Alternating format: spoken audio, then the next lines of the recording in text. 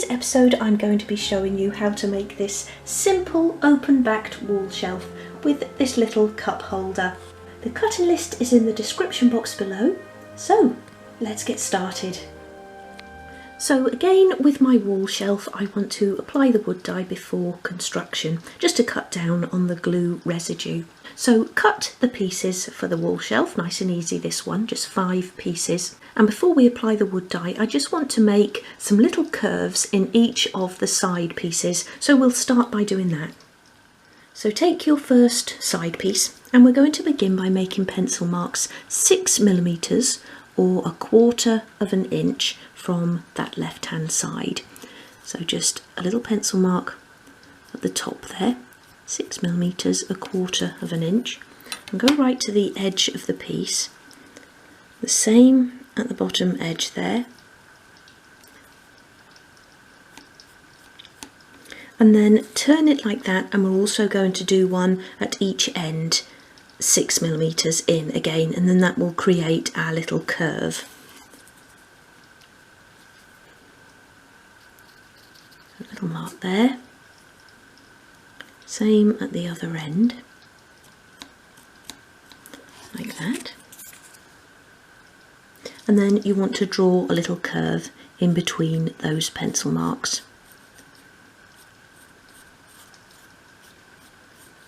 Like that, and the same there.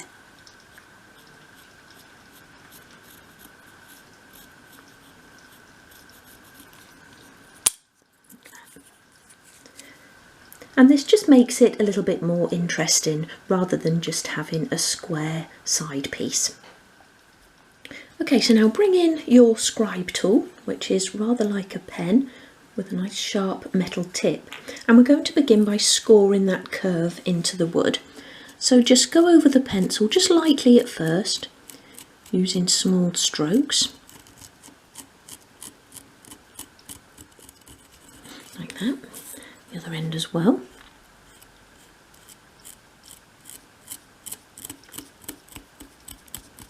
And I just find that by doing this first, you're more likely to keep the blade of your knife on track. You've just got a sort of little groove to follow. So then bring in your craft knife, and you can repeat that using just the tip of the craft knife. So just sort of follow that line around. And you can actually try to cut through. Just using little snips, using the very tip of the knife. And what you can do as well is sort of cut scores into that piece that you're trying to remove. So just go down like that, and then you can get rid of, I was going to say 1 at a time, but 2 came out there, which is good. And then just remove that last little section. Always just take your time. And always be careful of where your fingers are in relation to the blade. Always make sure that your fingers are in front of the blade and not in the cutting line. Same at the other end.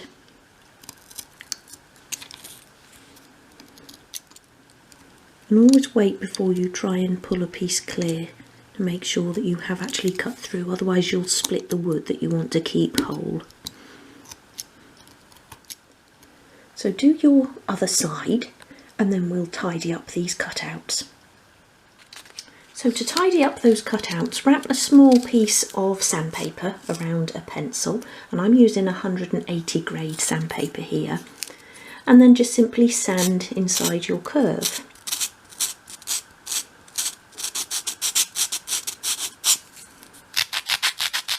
And then what you can do is take the pencil away and then just sand over each corner at each sort of side of the cutout, just to sort of really smooth that off and make it blend in then with your straight edges.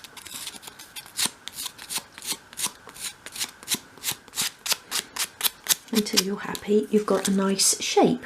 Don't do too much, as you'll end up taking away from the width of the side piece, and obviously we've got our shelves to fit along there as well, which I have made purposely narrower just in case you do sort of sand away any of the width. Do the same with your second piece, and then you can put them together like that and just sort of go over and make sure that they match. I'll just sort of do that again, and I'm just rolling the sandpaper this time, and then go over the edges like so. The pieces are all now ready for wood dye. If you're going to be painting this piece, then obviously you can skip this next stage and you can paint it after construction, or you can add a coat of paint before as well. That way you sort of get into all of the little nooks and crannies. But before you apply your finish, do just sand the surface of each piece just to prepare them for the wood dye or paint or varnish. Once you've sanded the pieces, use a soft brush to remove the sanding dust.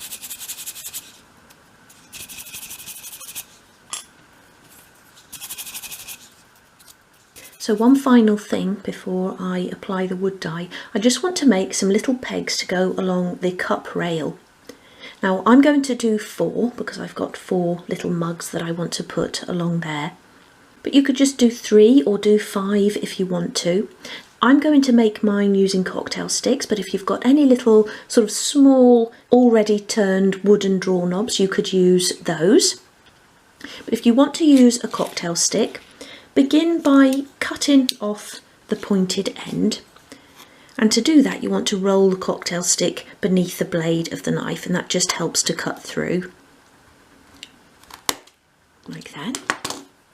And then again with a small piece of sandpaper, just round that end over. So I'm twisting the cocktail stick between my fingers and just sweeping the sandpaper over the top, and that will round off the end like so. Now I'm actually using 4 cocktail sticks, and I'll trim them once I've applied the wood dye, and that just makes it easier to apply the wood dye, and then you've got actually something to hold on to, and then you can just poke those into a sponge and leave them to dry. So I've given my wood dye a really good shake. I've got my plastic tray here to stand the pieces on once I've applied it, and I've also got a piece of sponge here, which once I've applied wood dye to my cocktail sticks, I can then just poke those in there and leave those to dry. And I'm using a nice soft brush. I've also got my gloves on, as you can see, to protect my hands. And rather than dispensing the wood dye into a pot, which I would do for a larger piece, I just sort of dip the brush in and then put a little bit on the side of the tin, and then sort of work from there.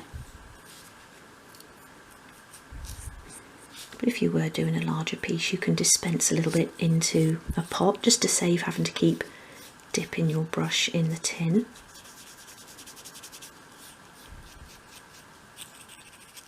So I've got here as well a piece of kitchen towel, and once I've applied a couple of wet coats, I just pop that on there and dab off the excess.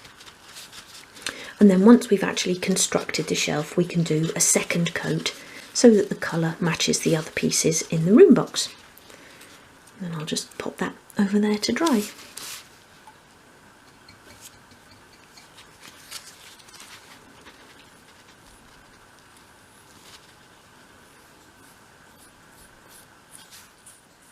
So that's a couple of wet coats on each of those pieces.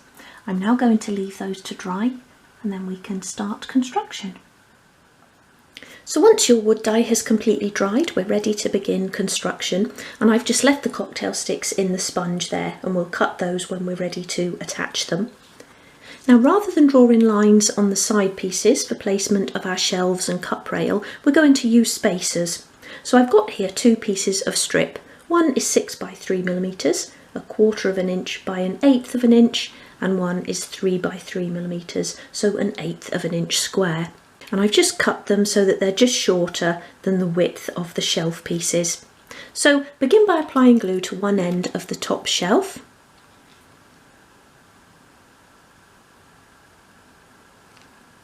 Pop that down, stand your side piece up like that, and then place your spacers side by side, because I want 9 millimeters from the top there, and so that the top one is flush with the top of the side piece like that. and then you can put your shelf into position so that it's sitting just below your spacer bars. And this is actually an easier way of measuring for placement of your shelves when you're creating a piece like this.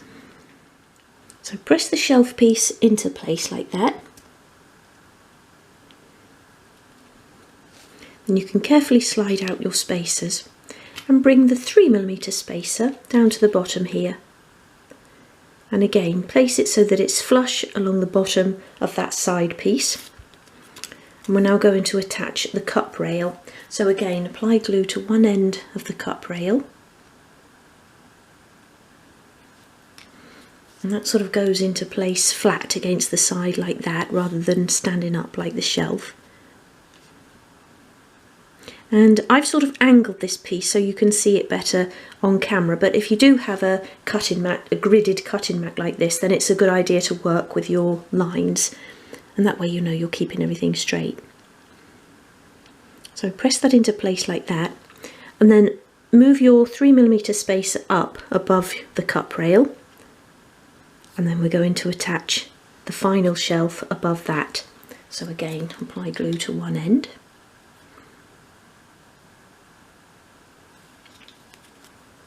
And then stick it into place above that strip. Just be really careful, because at this stage it's all so fragile and you don't want it to sort of fall apart.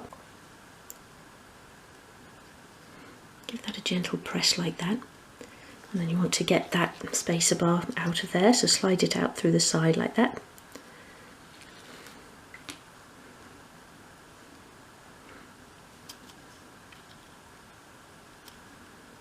And then for this next bit I am actually going to turn it and line it up with my lines on my cutting mat. So apply glue to the ends of your shelves and cup rail. And then line up your side piece with a vertical line, and your top shelf with a horizontal line, and then sort of go from there, making sure that your pieces are sitting straight all the way across. I'm actually just going to stick that spacer in above the cup rail just because that piece is trying to lift upwards. And then you can bring in your final side and glue that into place so that the top of it is sort of flush with a line on your cutting mat. Just move my finger there so I can see that side as well. Needs to go up a little bit that side.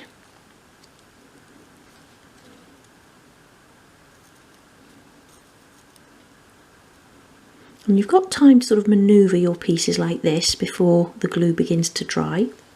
And then once you're happy with the position, press it together. I'm just trying to press that cup rail so that it's flat as well. Give it all a good press, but again, be really gentle with it, because at this stage you don't want it all to ping apart.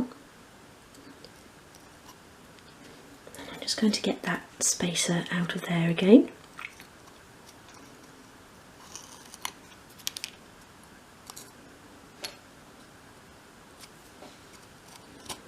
And again, give it a press. That piece can now be put to one side and left to dry. Carefully slide that along there. And we're now ready to cut our cocktail sticks for our little cup holder hooks. So lay the cocktail stick on your work surface like that and lay it alongside your rule. Now I want to cut mine quite long because I've got some little cups to hang on those. So I'm going to cut mine to 6mm long, or 1/4 inch. So line it up against your ruler like that, and then place your craft knife where you want to make the cut. You can then just slide your rule out of the way, and again just roll that along beneath your craft knife like that. And then I'm just actually going to get hold of the bit I want to keep in case it flies off, never to be seen again. And there we are. So just pop that to one side for now and do the same with your next one. Again, measuring it against your rule rather than the one that you've just cut.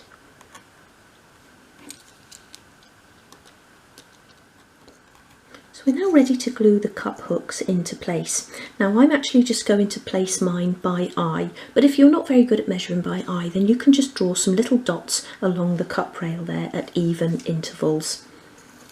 You'll probably need a pair of tweezers to help with this because these little cocktail sticks are quite fiddly. So get hold of the first one there and just apply a little tiny bit of glue to one end.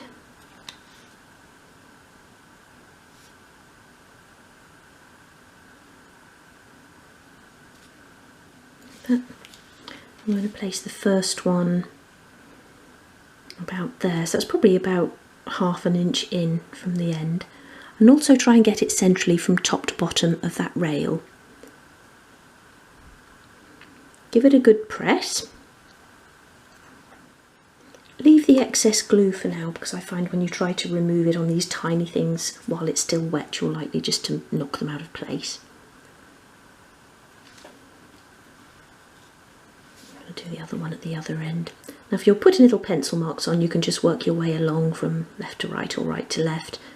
If you're doing it by eye, it's a good idea to sort of work from end to end. That one can then go there. One there. And the final one there. And there is our completed wall shelf. Now I'm actually going to glue this into place now.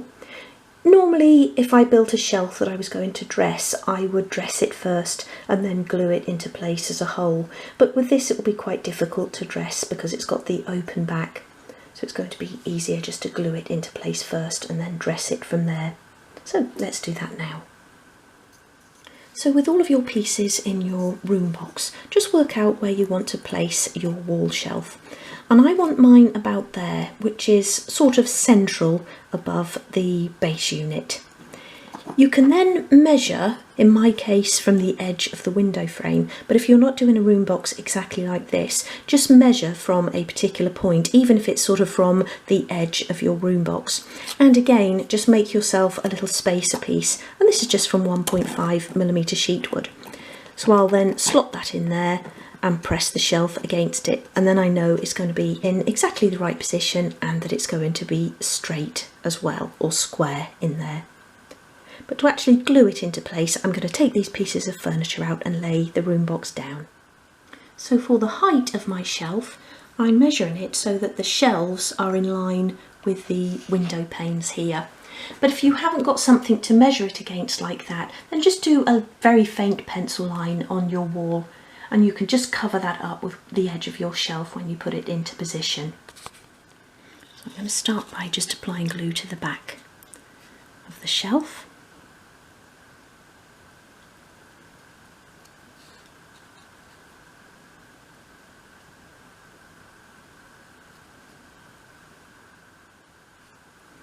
That, and pop it into place. Once you've got it in the right position, hold on to it and just very carefully remove your spacer, and then you can give it a press. I think that looks really good. I'm really pleased with how the room box is coming along, and I can't wait to start dressing this piece. But in the next episode I'm handing over to my husband Matt, who's going to paint a little still life to go up here on the wall. So until then, take care, bye!